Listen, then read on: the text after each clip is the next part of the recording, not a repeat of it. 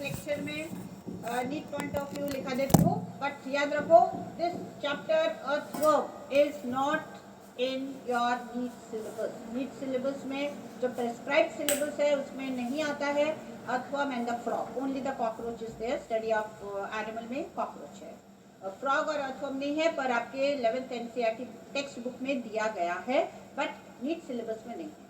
जैसे मालूम है 2021 में एक क्वेश्चन अर्थवर्म पर पूछ लिया था, but it was in the section B, जहाँ पे ऑप्शनल था। आउट ऑफ 15 कोई 10 करने थे, ठीक है, पर एक स्टिल पूछ लिया था। तो मुझे ऐसा चाहिए कि कोई भी ऐसा ना लगे क्वेश्चन कि आपका पढ़ा हुआ है, नहीं बना या फिर जो भी है, तो इसलिए ये मैं आपको बता दे रही हूँ। और मेन जो रटने वाला पार्ट है, बिकॉज दिस चैप्टर जब आप रीड करेंगे बहुत ईजी है, बहुत सिंपल है, बट यहाँ पे कुछ रखने वाला है, उस वे में मैं लिखा के दे रही हूँ the segment number and the important functions of some parts और the glands present in the earthworm body. Okay, so उस पॉइंट ऑफ व्यू से आपको लिखा के दे रही हूँ, बिकॉज ये यदि चैप्टर एक एक सिस्टम को लेकर देखेंगे तो 4 से 5 लेक्चर वाला ये एक्चुअली चैप्टर होता है, सब डायग्राम के साथ समझाने के लिए, but that is not required.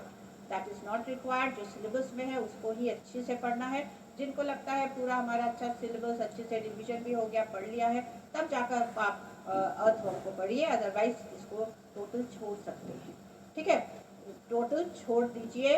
जिनका पूरा सिलेबस अच्छे से नहीं हुआ है वो फिर इनको छोड़ दीजिए, ठीक है। जिनको लगता है नहीं हमको यदि अर्थवर्म में क्वेश्चन आ गया हमको बनना चाहिए और बाकी भी पूरा अच्छे से पढ़ रहे हैं, अच्छा स्कोर भी कर रहे हैं, उनके लिए ये मैं बता दूँ, ठीक है। चलिए, सो इन इंडिया जैसे मालूम है तो common earthworms are Pheretima and Lumbricus. Common earthworm are Pheretima, one genus, another genus is lumbricus. Now it is a burrowing animal, मालूम है। It belongs to kingdom Animalia, phylum Annelida, kingdom Animalia, phylum Annelida, because of metameric segmentation is present. Metameres, याद रखो, बहुत सारे segments होते हैं, बहुत सारे segments होते हैं जिसको metameres कहते हैं, and approximate 100 to 120 metameres are there. So number of metameres are how many? Earthworm, Pheretima या लम्ब्रिकस में 100 to 120, उससे ज़्यादा भी हो सकता है, पर मान के चलिए 90-100 तो होते ही हैं, चाहे वो छोटा सा अर्थवर्म क्यों ना हो, उसमें धीरे धीरे वो सेगमेंट्स बनकर 100 to 120 तक होते हैं, ठीक है ना। तो वो पॉइंट याद रखना है। रेडिश ब्राउन इन कलर, वो सब आप रीड करेंगे अपने आप समझ में आ जाएगा। Just NEET point of view जो मुझे आपको लिखा के देना है, सब बताना है कुछ, उसको मैं करती हूँ।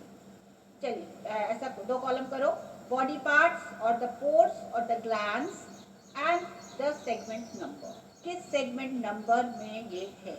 अब मालूम है earthworm belongs to phylum Annelida, class Oligochaeta और क्लाइटेला भी कहते हैं।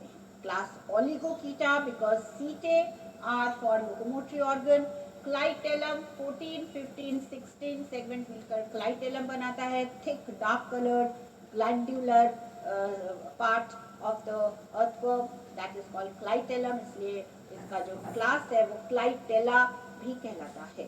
Genus is Pheretima, another genus is लम्ब्रिकस।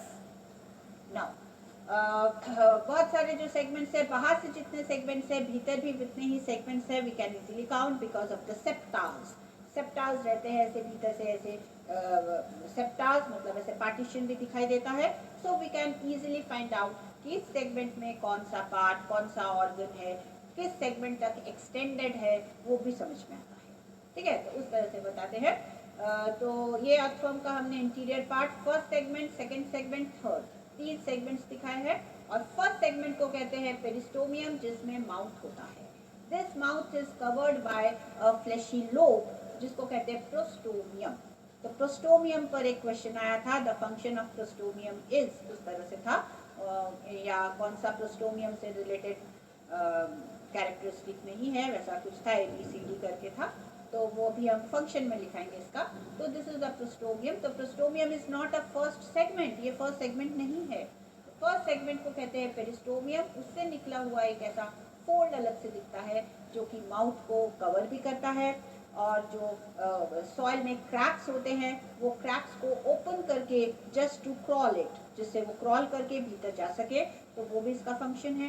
साथ में this prostomium acts as a sensory organ, sensory function भी है, मतलब कुछ टेक्टाइल सेंसरी सेल्स होते हैं, इसलिए सेंसरी फंक्शन भी है, तो वो फंक्शन अलग से लिखाएंगे। So this is suppose to be the prostomium, this one is peristomium. Second segment से लेकर या बोल सकते हैं in all segments except first clitellum region and the last segment को छोड़कर बाकी सब में mid of the each segment there is a row of locomotory organ setae which are S shape. S shape बहुत सारे सीटे होते हैं हर सेगमेंट के सेंटर में, रोज के फॉर्म में बहुत सारे सीटे होते हैं which is basically for locomotion. Now किस सेगमेंट को छोड़कर? फर्स्ट, लास्ट एंड क्लाइटेलम वाली रीजन। क्लाइटेलम बनता है 14, 15 और 16 which is prominent on the dorsal side. Dorsal view में हमको क्लाइटेलम पार्ट अच्छे से डार्क ग्लैंडुलर पार्ट दिखेगा, जो कि बोलते हैं कोकून फॉर्मेशन में हेल्प करता है because of clitellar gland. Now this is the ventral view of earthworm, जिसमें mid ventral side one opening is there for female genital aperture, एक ही होता है, सिंगल। जबकि 18 सेगमेंट में हमको वेंट्रल साइड, जब अर्थवर्म को उल्टा करेंगे जो थोड़ा सा पेल कलर होगा, बाहर का यदि डार्क रेडिश ब्राउन है तो पीछे का थोड़ा पेल रेडिश ब्राउन रहेगा।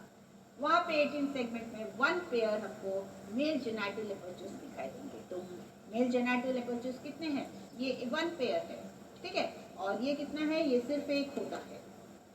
17th और 19 सेगमेंट्स में हमको वन पेयर मतलब टोटल 2 पेयर्स हमको जो ओपनिंग्स दिखेंगे उनको कहते हैं जेनिटल पैपिली, जो पॉपुलेशन में हेल्प करेगा।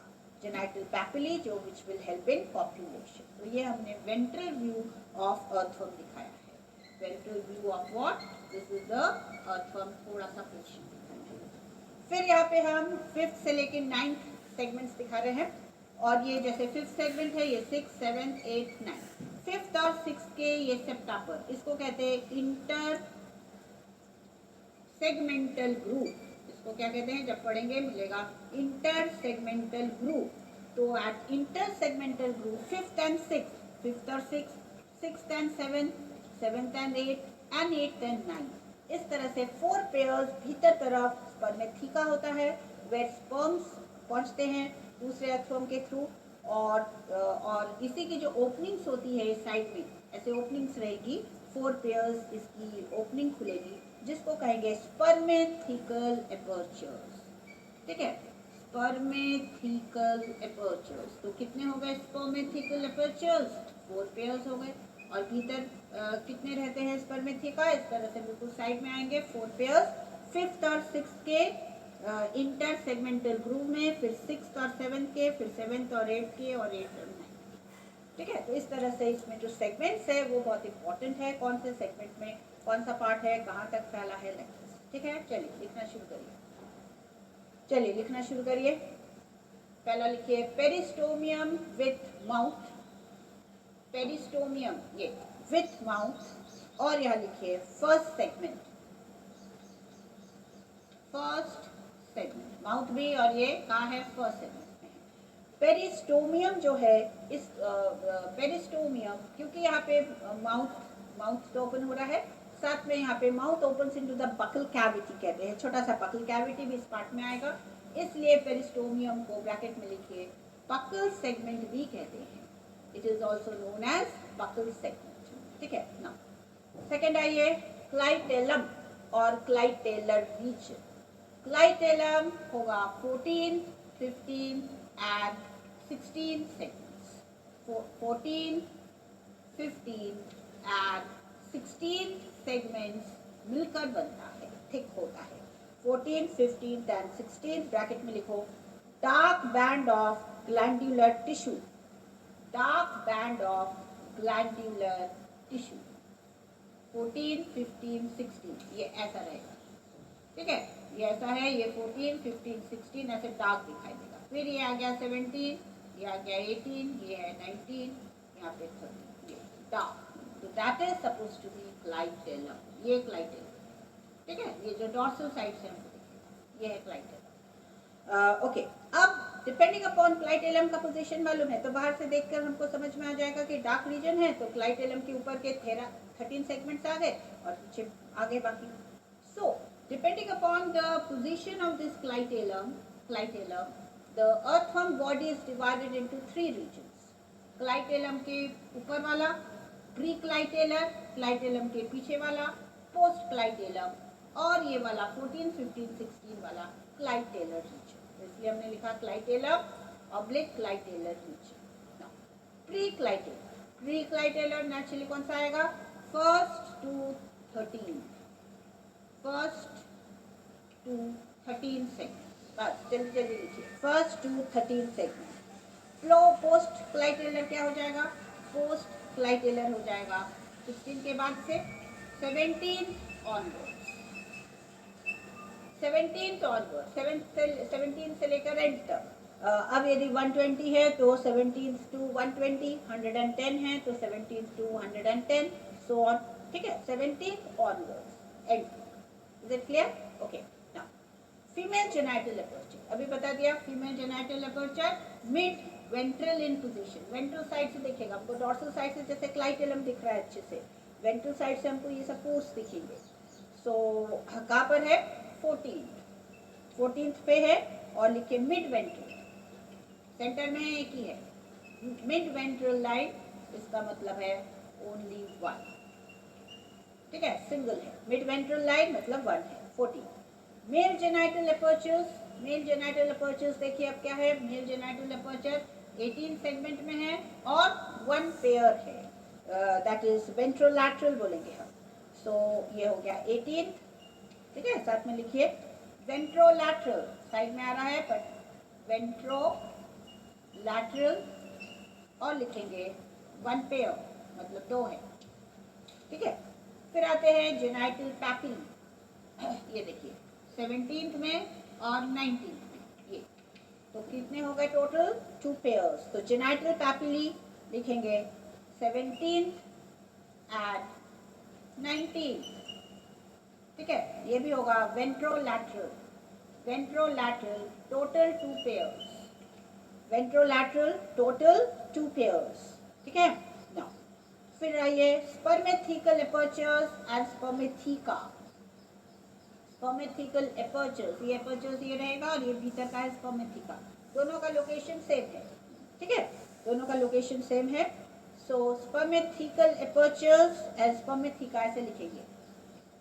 फिर 6, ये 5th और 6th के ये यहाँ पर जंक्शन में मतलब इंटर सेगमेंटल ग्रूव कहते हैं।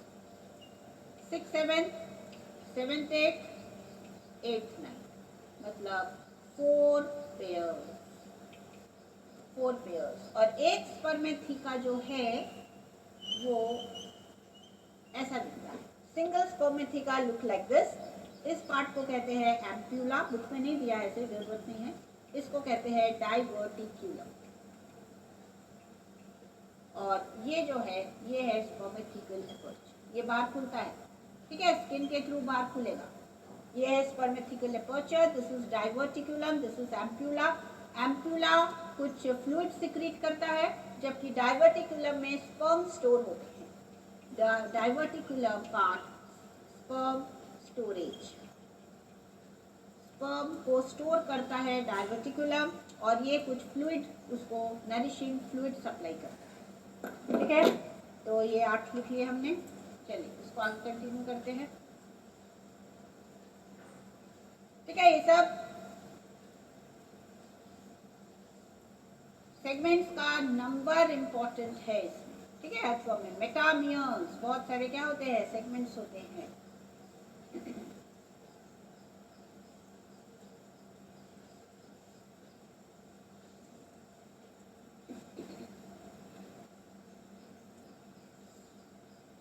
ओके, 9th आइए, नेफ्रीडियोफो। जैसे हमने क्लासिफिकेशन में पढ़ा है एनिलिडा के। Nephridia is for excretion and osmoregulation, तो नेचुरली नेफ्रीडियोपोर मतलब नेफ्रीडिया की ओपनिंग्स होंगी, नेफ्रीडियोपोर कहलाएगा। And it is for what? Naturally it is for the excretion. So nephridiopore ये पूरे स्किन के इस तरह से, जैसे परमेथिकल पोर्स देखा हमने, वैसे ही स्किन सरफेस के थ्रू बाहर ये पोर्स रहेंगे फॉर एक्सक्रीशन।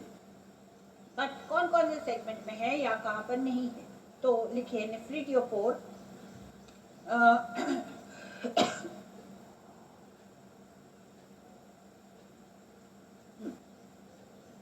न्यूमरस, बहुत सारे हैं, numerous minute pores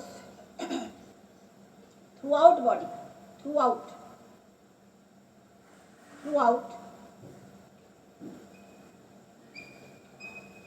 except first and second segments,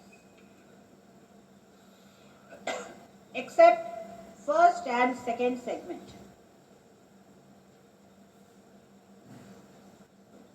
ठीक है, फर्स्ट और सेकेंड सेगमेंट छोड़कर बाकी सब सेगमेंट में हमको न्यूमरस नेफ्रीडियोपोर्स मिलेगा, इस तरह से, ऐसे ऐसे, ठीक है, ऐसे बहुत सारे नेफ्रीडियोपोर्स मिलेंगे। तो इसका नंबर याद करने की अब डिपेंड करता है कितने सेगमेंट्स है बॉडी में, that's all. So numerous minute pores throughout body wall accept first and second segment. Okay, next आइए सीटे। CT or each CT is S-shaped. It is S-shaped and अभी बताया हर सेगमेंट के मिड लाइन में भीतर की तरफ हमको S-shaped उसकी जो स्किन का एपिडर्मिस पार्ट होता है उसमें थोड़ा पार्शियली एम्बेडेड दिखेगा, दिखता है माइक्रोस्कोप के नीचे जब देखेंगे इसके स्किन को। बट किसको छोड़कर? फर्स्ट सेगमेंट को छोड़कर, क्लाइटेलम को छोड़कर और लास्ट सेगमेंट को छोड़कर, ठीक है। So S shaped, यहाँ पे सेगमेंट लिखो, all segments except first, last and 14, 15, 16 मतलब क्लाइटेलम रीजन, ठीक है। Except first segment, last segment and 14, 15, 16 मतलब कौन सा? That is clitellum region. Okay, next आइए एल्स।